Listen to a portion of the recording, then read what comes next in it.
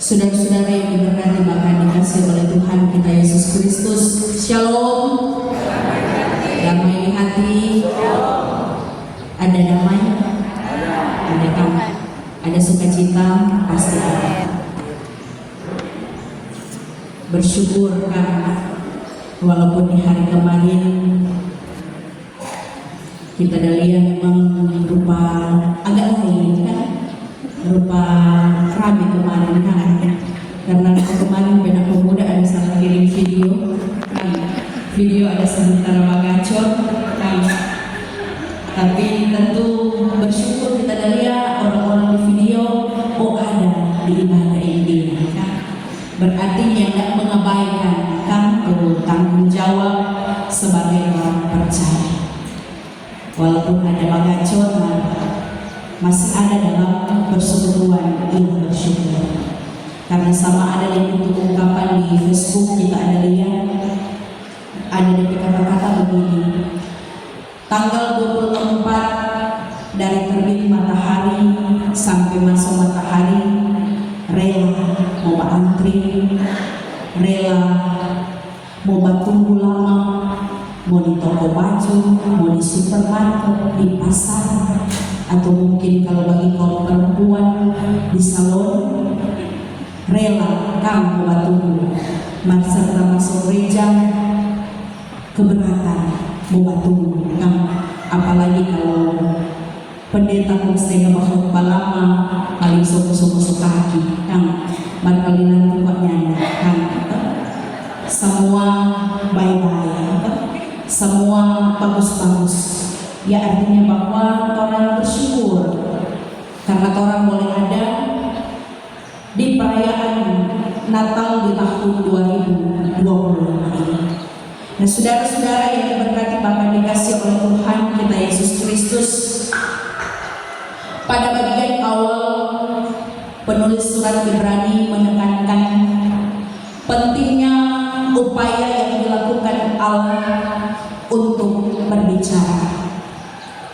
Dari ayat yang pertama, semoga dengan demikian setelah pada zaman dahulu Allah berulang kali dalam berbagai cara berbicara kepada nenek moyang kita dengan perantaraan para nabi.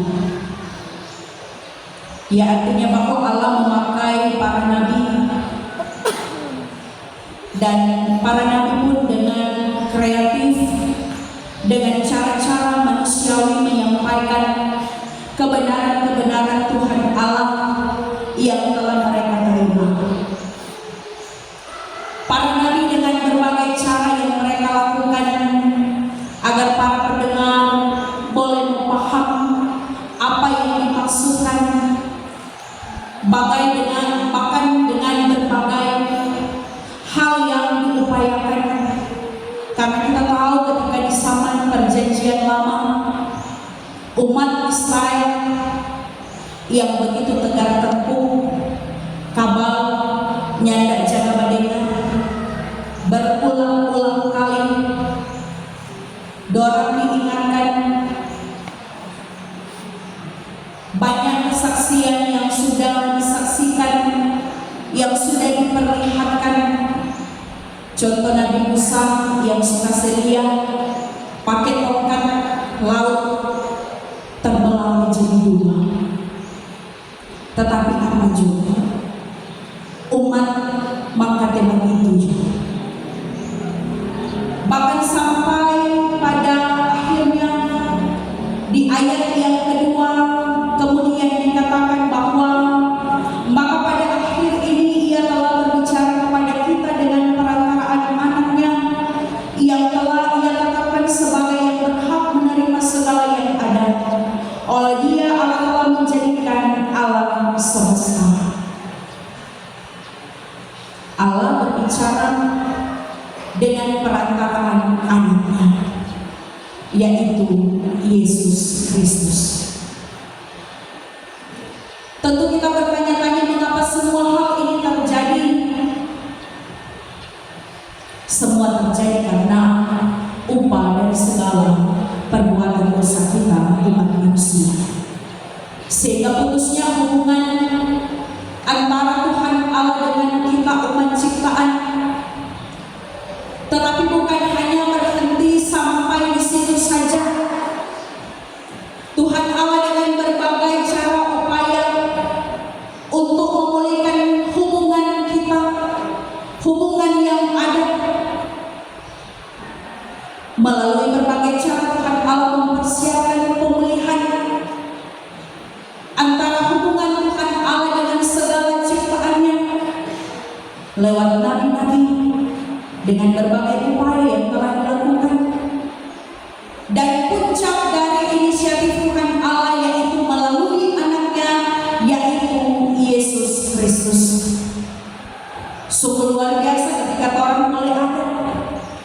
Sungguh luar biasa ketika orang mulai menikmati setiap karyanya. Di dalam ayat 3 dan 4 dikatakan ia adalah cahaya kemuliaan Allah dan gambar wujud Allah dan menopang segala yang ada dengan firman-Nya yang penuh kekuasaan. Dan setelah ia selesai mengadakan penyucian dosa, ia duduk di sebelah kanan yang maha besar, tempat yang tinggi, jauh lebih tinggi daripada malaikat-malaikat, sama seperti nama yang dikaruniakan kepadanya jauh lebih indah daripada nama mereka. Artinya bahwa otoritas ada di dalamnya. Jadi tentunya lewat firman Tuhan di saat ini mau mengingatkan kita, mau mengajak kita sebagai umat Tuhan bahwa Tuhan Allah yang menyatakan karyanya lewat kehadiran Yesus Kristus dalam rencana-rencananya ketika dia memakai Yusuf dan Maria, orang yang dipandang sangat rendah, apalagi Maria yang orang tahu, tetapi Tuhan Allah memakai dia menjadi alat misi pekerjaan pelayanannya. Bahkan bukan cuma sampai di kelahiran, tetapi sampai puncak pengorbanan dia di kayu salib untuk mendatangkan keselamatan bagi orang, sehingga orang boleh ada sampai saat ini. Dan oleh karena itu tentu menjadi introspeksi, menjadi pertanyaan bagi kita semua, bagi saya dan saudara-saudara, bagaimana orang mensikapi kasih Allah dalam kehidupan orang. Tanya pada orang pendiri masing-masing, apakah kita mengutamakan Tuhan dalam kehidupan ini, atau orang lebih mementingkan kepentingan kita di tengah-tengah dunia ini? Karena terkadang keegoisan kita sebagai manusia lebih tinggi, kan? Apalagi kalau di momen-momen yang begini, berbilang biar satu tahun satu kali, kan? Maka obat pastor yang bilang, karena obat yang ngajar dalam hari ini, obat bilang bukan satu tahun satu kali, satu tahun hari-hari, satu tahun hari-hari. Jadi mau mengingatkan orang, apakah ketika orang merayakan Natal, orang lebih mementingkan kepada hal-hal duniawi yang orang tampilkan? Sepanjang minggu Advent orang diingatkan dalam ibadah-ibadah sambut Natal, dalam ibadah malam Natal, bahkan di kemarin hari juga, bagaimana orang terus diingat-ingatkan di mana makna Natal yang sesungguhnya, bagaimana orang tampilkan, bagaimana orang tunjukkan, bagaimana orang kasih lihat orang bahwa di luar sana bahwa inilah orang yang boleh menerima berkat dari Tuhan Allah, orang yang boleh menerima kasih karunia Tuhan Allah. Bagaimana orang pun akan membalas setiap kebaikan Tuhan.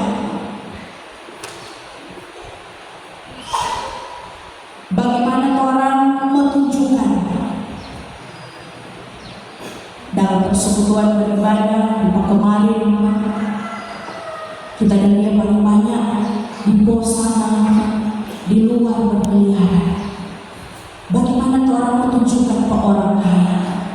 Apalagi kalau orang di pinggir jalan begini banyak orang lewat, paling orang lihat, ada beribadah tuh, beribadah. Nah paling luar cuma jaga batalik, setengah makan lota. Paling banyak dari bapak-bapak kan. Padahal kalau bilang perempuan banyak dulu, ternyata enggak. Ada bukti bapak-bapak banyak yang karlota. Apalagi kalau setengah tak isi setengah lebih karlota. Nah, barulah ternyata manis-manis. Perayaan-perayaan yang seperti ini bukan hanya orang merayakan secara seremonial saja. Kehadiran Yesus yang membawa terang bagi orang, pun demikian orang yang menerima terang itu, orang juga menjadi terang di tengah-tengah kehidupan yang orang jalani. Bagaimana situasi keadaan yang ada ketika dalam bacaan firman Tuhan telah dijelaskan dari zaman perjanjian lama, dari zaman para nabi sampai kepada zaman perjanjian baru, ketika Tuhan Allah mengutus anaknya Yesus Kristus untuk datang di dunia, dan bagaimana kehidupan yang sesungguhnya terang itu yang orang tampilkan. Bagaimana orang menjadi terang kalau orang hidup berada di dalam gelap? Bagaimana orang menjadi terang kalau orang hidup jadi batu sandungan, bukan menjadi berkat bagi sesama kita? Merayakan Natal sudah tidak ada sukacita, merayakan Natal sudah tidak ada damai, karena cuma hal-hal yang kecil, karena cuma hal-hal yang sepele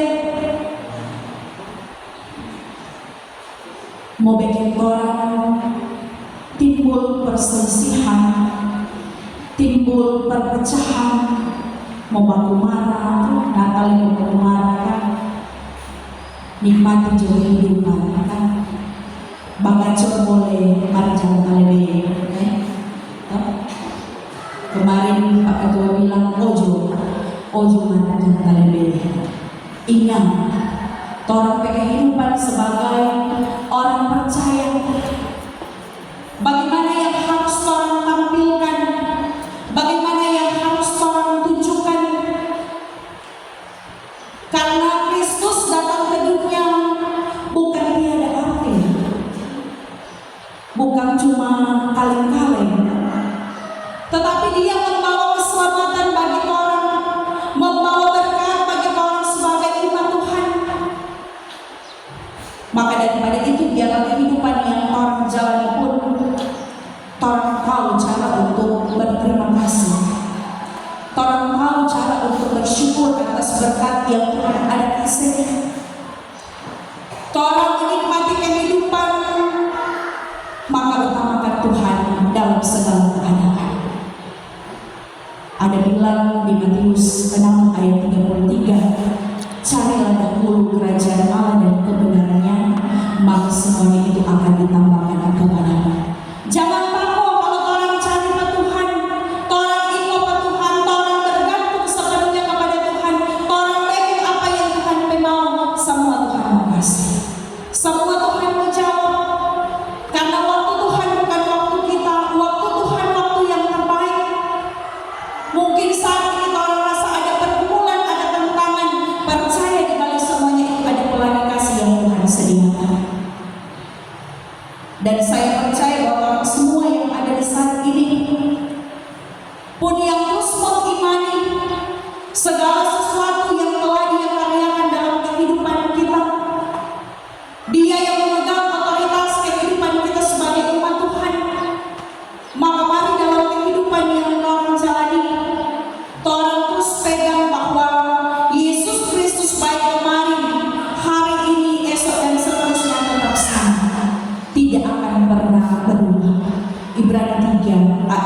Keluaran 13 ayat yang ke-8.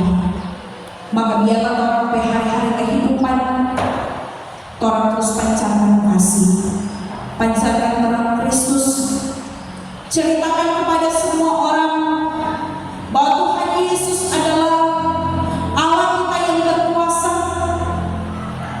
yang telah datang ke dunia untuk memberikan kita kehidupan.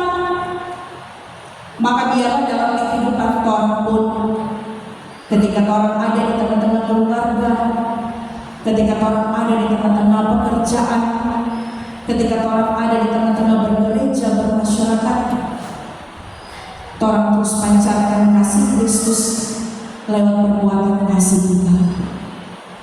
Karena apalah artinya orang terus ada dalam persekutuan, tetapi lewat cara hidup tindakan orang tidak menunjukkan kasih Kristus dalam hidup.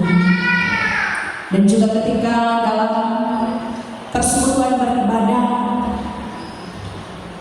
ketika ada 2 orang anak yang boleh dibawa dalam sakramen baptisan kudus, yang tentunya juga terus mau mengingatkan kepada orang tua baptisan, zaman semakin modern, anak-anak kita dalam pertumbuhan iman, orang memang harus awasi bagus-bagus. Bagaimana teladan dari Mama Ani, Papa Ani kita, sesering kita jangan bilang kalau dalam pelayanan baptisan telah pernah kita dapati orang tua Papa Ani baku dapat ditambah menyambung dengan anak saya.